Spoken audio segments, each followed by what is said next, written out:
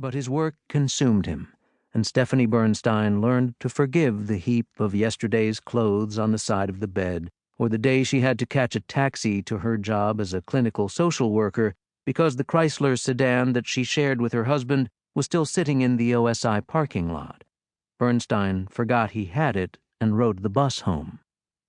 "I'm sure one day I'll find this amusing, Mickey," she said, eyeing her contrite husband, whose brown hair was slicked back and parted down the side.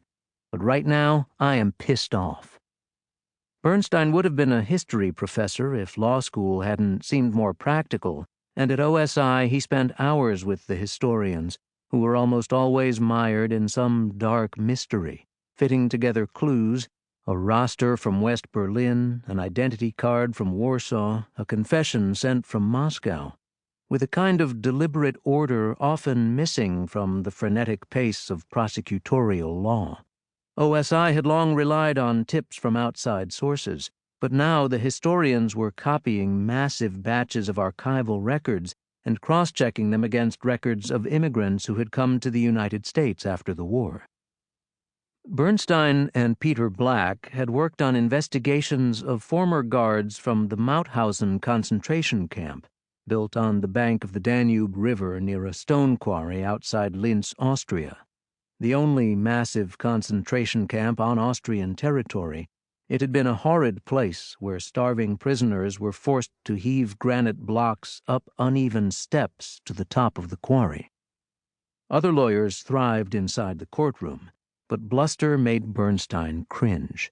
Methodical and excessively patient, he had convinced every OSI defendant on his roster to voluntarily relinquish U.S. citizenship, avoiding the hassle and expense of trials.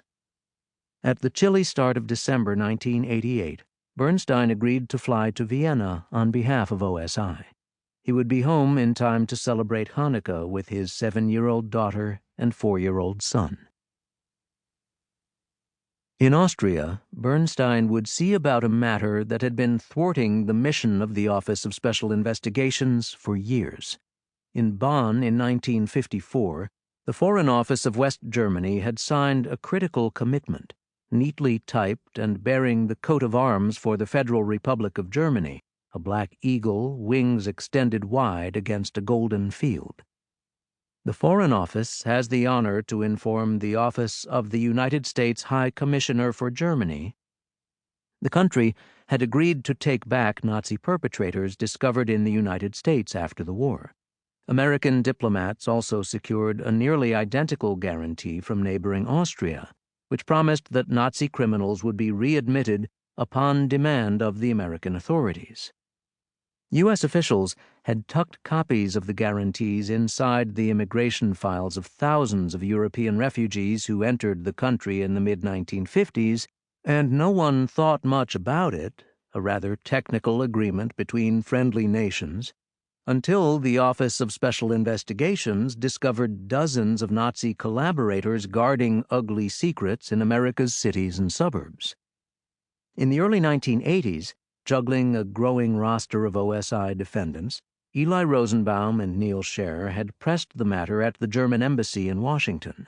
Without countries willing to readmit Nazi perpetrators, OSI could not enforce deportation orders. "We can't find a copy of that guarantee in our files," the German consul general told Scher and Rosenbaum, frowning at the two men. Rosenbaum, fresh out of law school, watched his boss cringe. "It's in U.S. government immigration files," Scher had replied sternly. "Thousands of them." More than 200,000 refugees were admitted into the United States under the Refugee Relief Act of 1953, a sweeping immigration law passed by Congress to assist displaced Eastern Europeans in the years after the war. Scher produced a copy of the agreement, but the German consul general was indignant. "My government questions its authenticity." The text, she pointed out, didn't contain the umlaut, a character that appears over several vowels in the German alphabet. Rosenbaum frowned. "You can't seriously suggest that this isn't authentic." She shrugged, and Rosenbaum knew that the conversation was over. He thought of the concentration camp.